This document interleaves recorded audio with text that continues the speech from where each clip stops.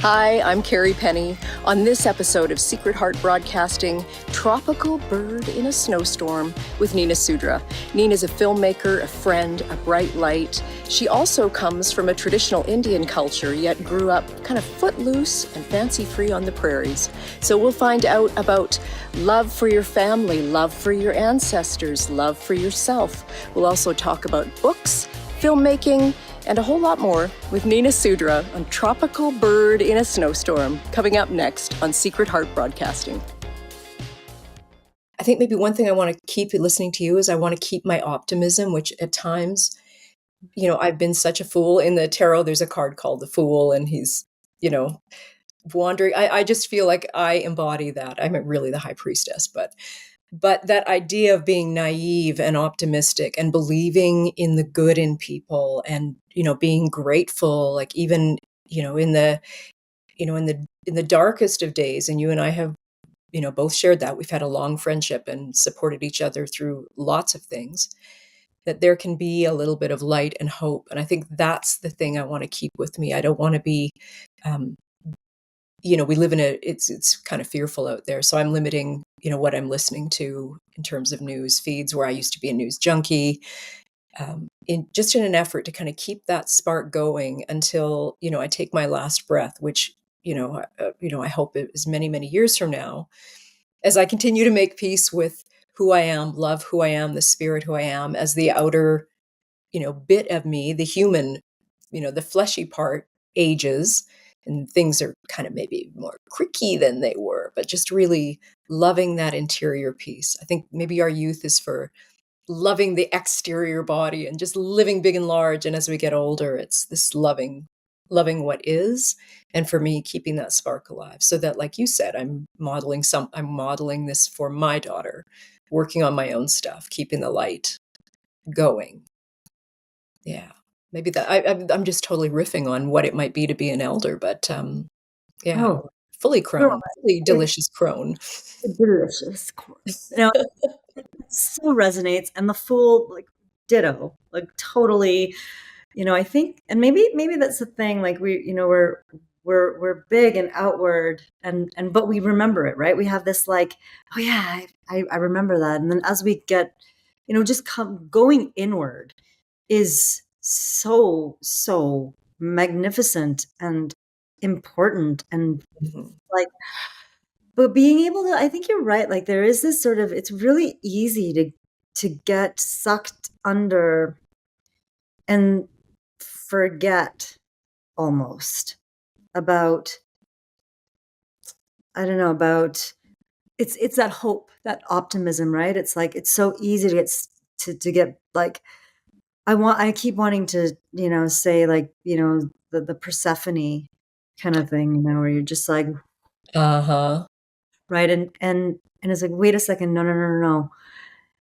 We get the choice. We get to choose. Like, it's like, you know what? I feel like I'm being sucked down to something right now, but can I just keep that lighthouse, that light, that like, just remember the essence of the core of who you are, which is that soul, right? Which is that higher self, that being that isn't stuck in a body, in a dense physical form that's actually ageless. There's no time in that world.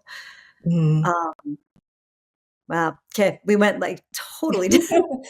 Well, I have so many thoughts running through my head right now. One is this book that I'll talk about. I'll do a little video about it, but Jill Bolte Taylor's Whole Brain Living, where she talks about the left and the right brain and the where we're at now. But I had to say, when you said your son, Nahani, turned 17, that was the age when I met you. So you have a total kind of remembrance of what it is to be 17, what it is to have that, oh my gosh, I'm going to make a decision that's going to be great for me if I, know how to make a decision that's great for me. So you are, you're really at like the The Place Zéro of what? It was. 17.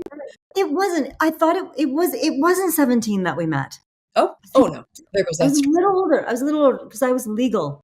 Oh, okay. I was legal 18. drinking. So maybe like 20. Oh, oh, Oh, But I wow. was really fun when I was 17 too. No, but I think Yeah. I was a bit crazier when I was 17. I mean, Mm, to be honest, 17 was like 17 was I was talking to Nahani about this. I said, "You know what? 17 is when I kind of actually lost the plot a bit because my parents were so strict. I wasn't allowed to do anything. And I'm a free bird. I'm like just wired as a hummingbird. Like I'm a free bird. I want to explore everything. I want to taste all the nectar in the garden from every single type of flower. Like, I want to do all the fun things and see the things I'm not supposed to see. And so that was really tough, but I found ways because so I'd sneak out of the house and do all the things. But um, when I got older, and this goes back to when I met you, um, at Vicom, right? mhm, Um, I remember, my mom had met you and she was still in that kind of fearful state. Like, I really want to protect my daughter. I don't know what this world is like.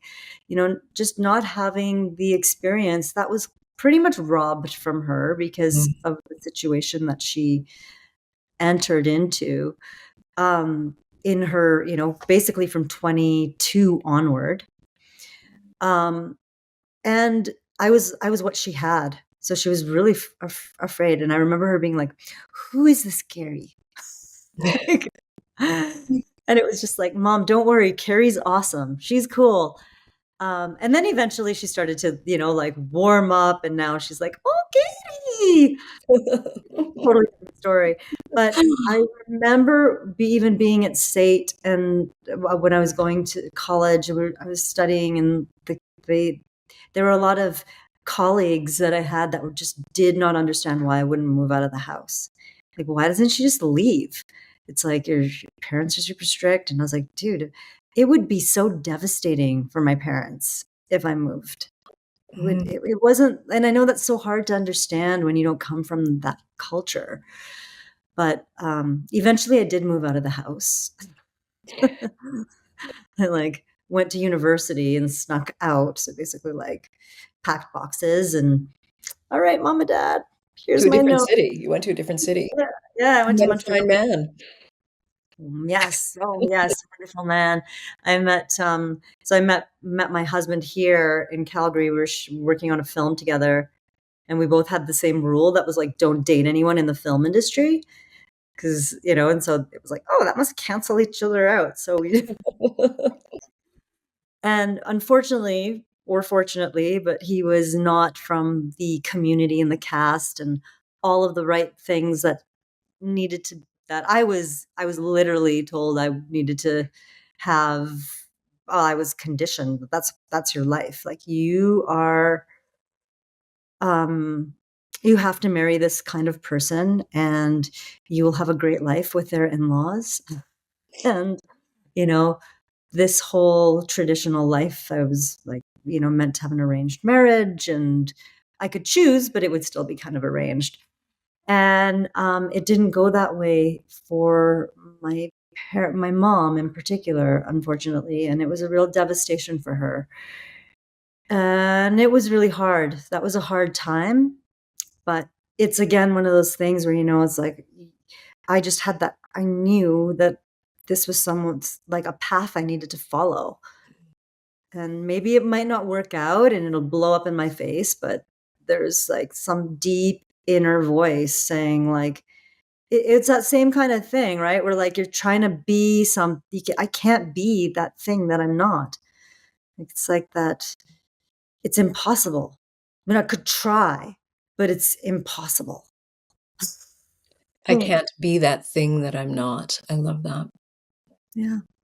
Yeah, and I think you've taken that. We haven't really talked about your films, and you've made Mhm. some beautiful, beautiful short films. And anyway, but I think there's that you bring the lessons you've learned in your filmmaking, and I don't know if you see it that way, but yeah, Yeah, yeah, I think that's what I love about filmmaking, about film, about storytelling. I mean, film is very tricky because it's expensive and all the rest of it. But um, it became like it's a form of it's like a cathartic release. And it's also super therapeutic because you're really like, you get to like tell stories about things that are going on maybe within your own life or something that you want to process. And then you can do it in a way that's comedic, right? That kind of like, you're making fun of it. Um, or, in documentary was really great is like being able to give voice to people who were in situations like you were in or worse. And they get to share their stories and you get to kind of like, you get to like, it's so amazing when you're able to empower someone who has no voice. It's like it's such a it's such a humbling experience. And so it's film is really, I love that about film because you can do that. You can like totally, give that space to somebody who, would otherwise never even be seen or heard, like people who are seen and heard are people who are quite, they know how to work the system, so to speak. Or that they play a lot of the time they might be playing a particular part and they play it well or whatever. But you have like someone who, there's this, I just worked on this film called Bridging the Gap, and there's this Ethiopian mother who is like the pillar of her community here in Calgary. And she's just so amazing. She's like this superhero. And it's so amazing to be able to like put her on camera and just like, even like, when we do like, sometimes we do little screenings and just having her there with her boys and just giving her voice. Like she's become this like amazing pillar in her community that helps other people, helps other members of the community, integrate into Canadian society. And I don't know, that like things like that are so amazing. Yeah, that there's an audience, right? Like I don't think, and Rick Rubin says this too, you can't create, expecting an audience or for an audience or, because somehow that you're not in the true spirit of creating something. But when you make something and put it out there and it finds an audience, that's that's a little double happiness kind of. Totally, Yeah. totally. Yeah, totally. And I mean, that project was, it was a university-driven project, so it was kind of, an educational documentary. But those little ones that I've made that are more, really personal, it's like, oh, it's really lovely to just be like, oh, and having other people go, oh my gosh, I've totally had that experience before. It's like, yay, we all, it's a human experience. So the story Mhm. really, it's a blessing to be a storyteller, and that being a writer yourself, right? Like it's a really lucky thing to be able to do, I think. Yeah. Yeah. See, and this is what I love about you. I'm feeling you're reminding me that yes, it's lucky because sometimes I can be very hard on myself. And I don't know, what that voice is. And I also know I am going to need to befriend that voice and understand that part of me, which is continues to be the work of getting older, of, clearing as you go, of cleaning up so that, I'm more fully present in my, as I get older. Again, God willing, I'd like to be older. But Oh yeah, yeah. there's that, you just reminded me of the blessing piece, which is such a good place to live from, knowing that there will be waves and storms and, you know, yeah, there will be sometimes there'll be sorrow, to quote Joni Mitchell. Thanks for listening. If you like the show, please tell your friends.